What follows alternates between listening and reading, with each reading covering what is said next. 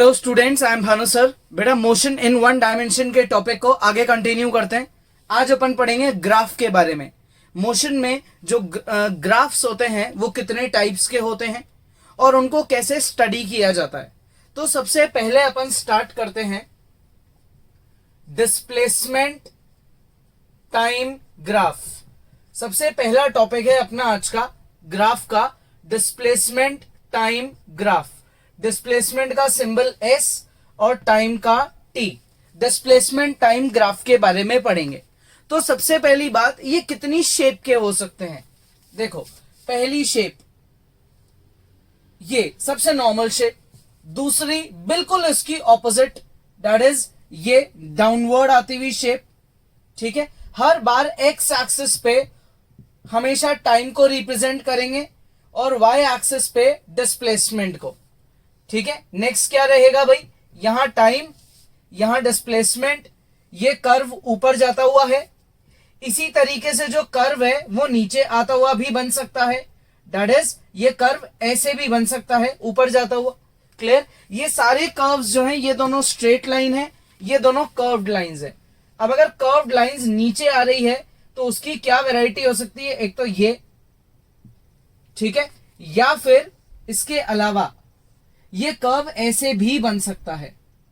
ये सारे अपने डिस्प्लेसमेंट टाइम ग्राफ है।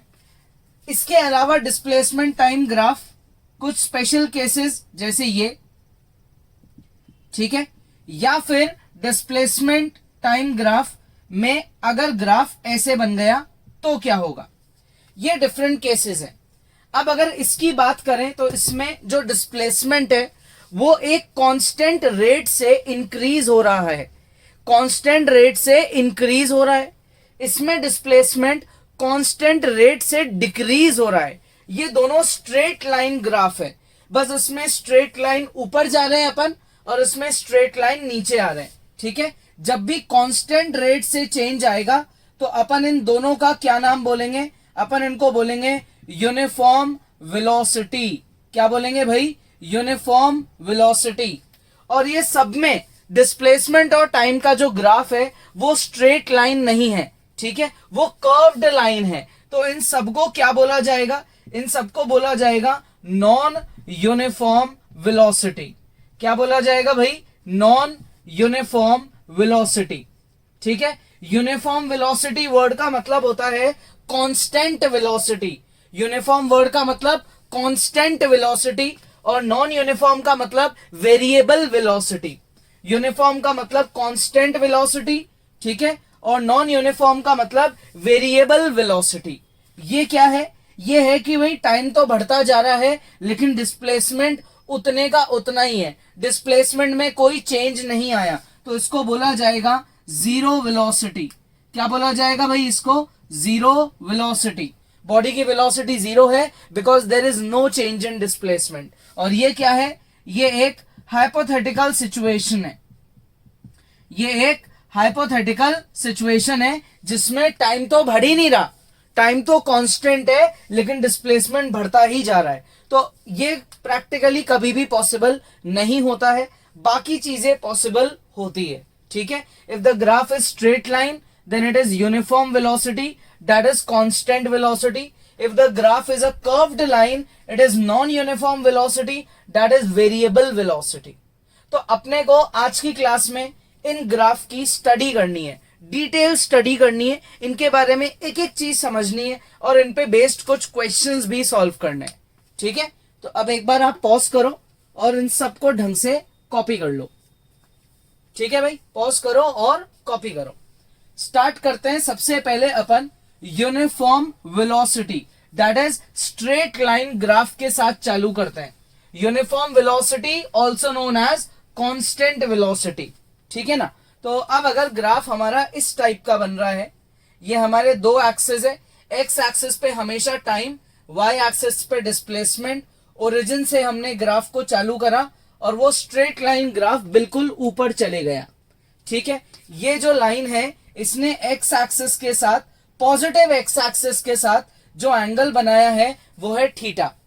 ठीक है, तो जब भी आप ग्राफ डिस्प्लेसमेंट और टाइम के बीच में बनाते हो तो उस ग्राफ की जो स्लोप है वो किसको रिप्रेजेंट करती है? Slope represents velocity. स्लोप किसको रिप्रेजेंट करती है? वेलोसिटी को। ये बात रट लो ढंग से।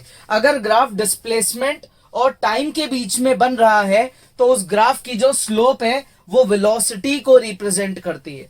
ठीक है, तो अब अगर यहां एंगल थीटा है तो स्लोप जिसका सिंबल होता है m, उसका सबसे कॉमन फॉर्मूला हो गया tan theta, that is m is equals to tan theta is equals to velocity.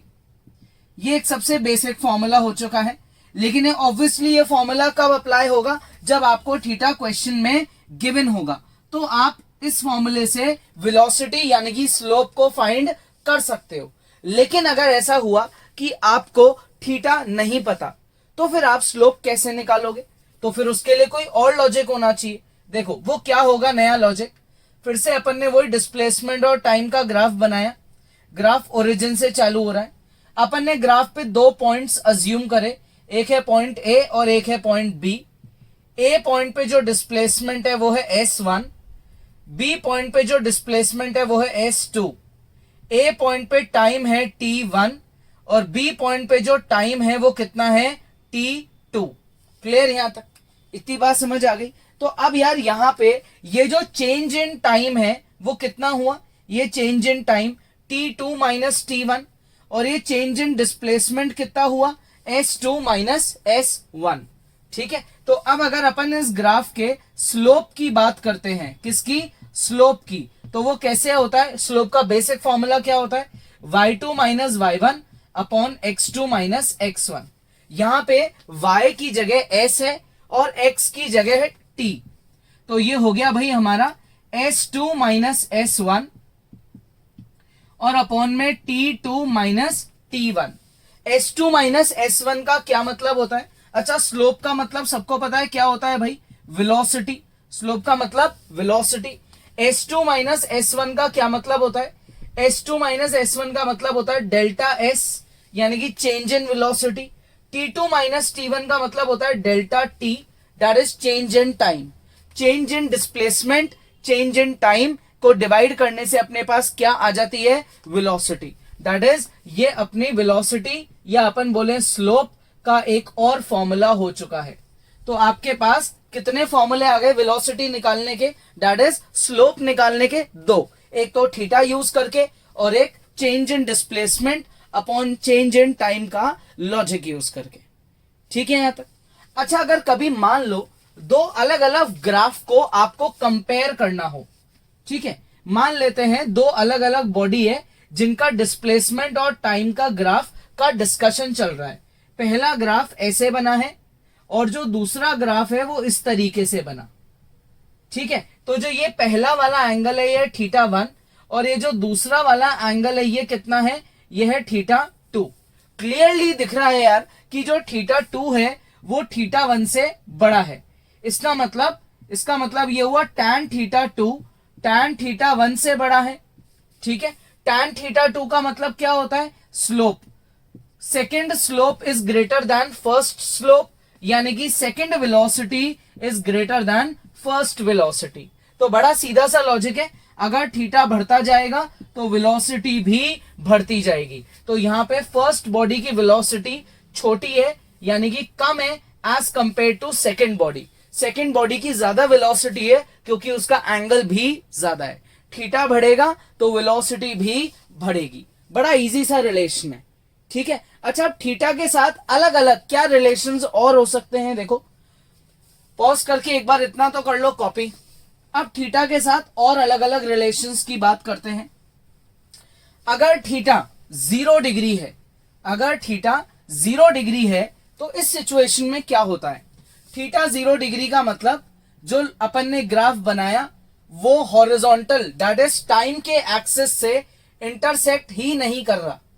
भाई थीटा कहां बनता है? हॉरिजॉन्टल एक्सिस के साथ बनता है थीटा। अब आप कह रहे हो थीटा 0 है, मतलब लाइन इसके क्या है? पैरेलल। तो इस सिचुएशन में अगर थीटा 0 है तो हमारी slope that is velocity that is tan 0 हो जाएगा।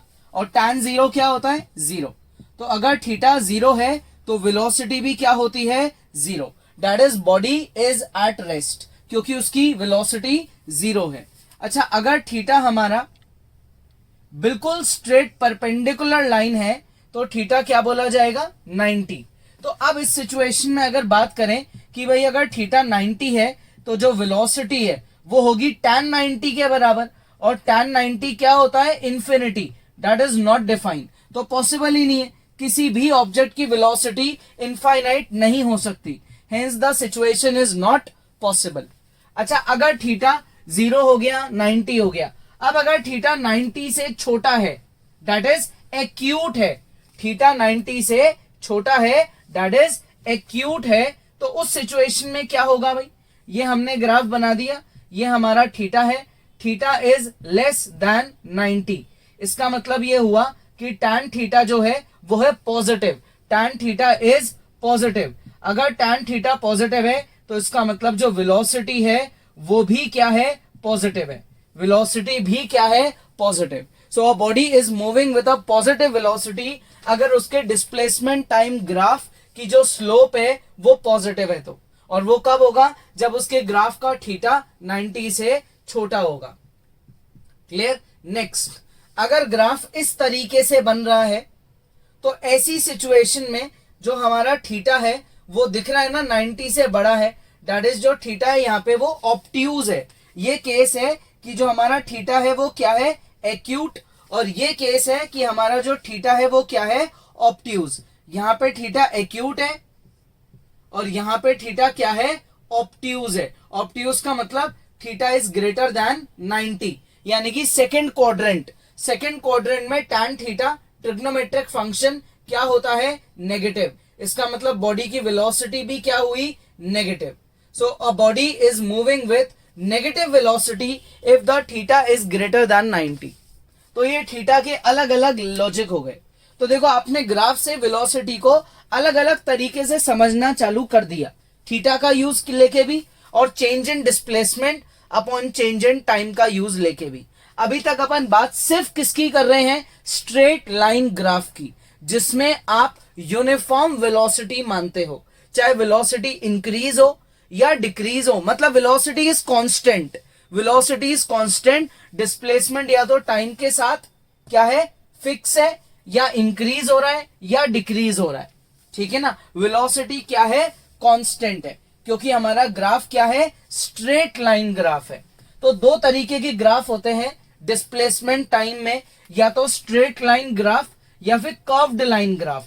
पहले स्ट्रेट लाइन ग्राफ को समझना जरूरी होता है, उसके लॉजिक्स क्लियर होने चाहिए, उस पे बेस थोड़े बहुत क्वेश्चंस अपन करेंगे, उसके बाद कर्व्ड लाइन ग्राफ की स्टडी करेंगे, क्योंकि वो वेरिएबल वेलोसिटी है, ये कांस्टेंट वेलोसिटी है, ठीक है।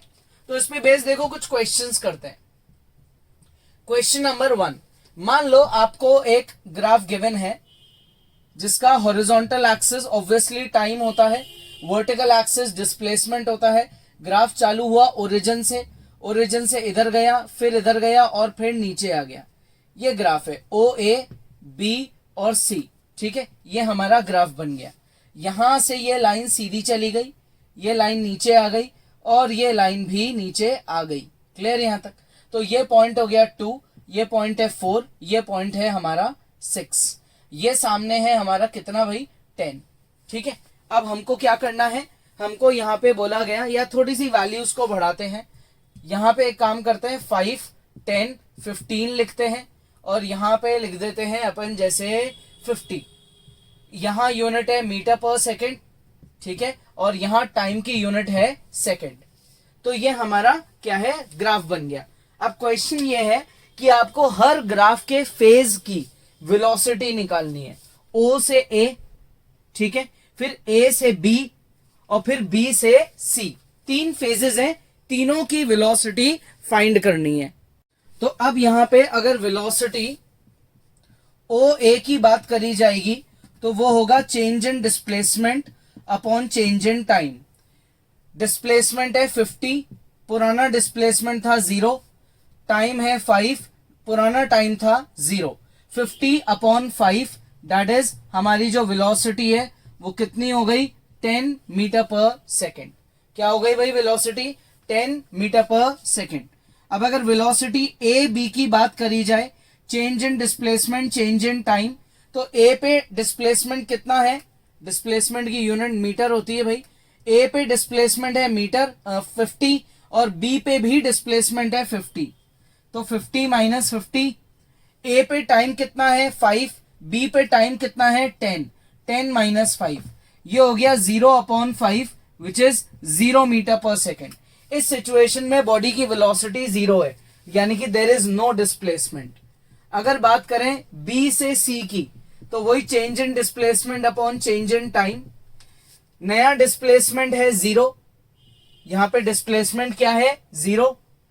पहले वाला डिस्प्लेसमेंट कितना था 50, नया टाइम है 15, ठीक है। पुराना टाइम कितना था 10, माइनस का 50 अपॉन में 5, तो हमारी जो वेलोसिटी है वो कितनी आ गई -10 मीटर पर सेकेंड, ठीक है। देखो यहां पे वेलोसिटी पॉजिटिव है क्योंकि ये जो थीटा है ये एक्यूट है, और यहां जो ये वेलोसिटी है ये नेगेटिव थी। इस सिचुएशन में नेगेटिव है क्योंकि ये जो थीटा है ये ऑब्ट्यूज है।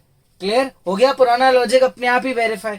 थीटा एक्यूट है तो वेलोसिटी पॉजिटिव, थीटा ऑब्ट्यूज है तो वेलोसिटी क्या हो गई नेगेटिव, ठीक है। अच्छा, अगर वेलोसिटी नेगेटिव है इसका क्या मतलब होता है, इसका मतलब होता है the body is moving in backward direction.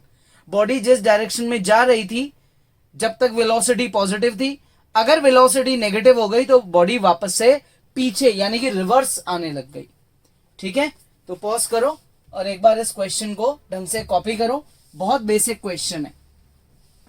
एक और करते हैं, देखो ग्राफ पे बेस्ड क्वेश्चन, ये भी स्ट्रेट लाइन ग्राफ का ही क्वेश्चन करेंगे अपन। स्ट्रेट लाइन ग्राफ में अपन ने फिर से दो एक्सेस लिए, ठीक है। यहां पे है टाइम, यहां पे हमारा है डिस्प्लेसमेंट। ग्राफ चालू होगा ओरिजिन से, ओरिजिन से गया मान लो ए पे, ए से गया हमारा बी पे, और बी से वापस इंक्रीज हो गया किधर सी तक इंक्रीज हो गया।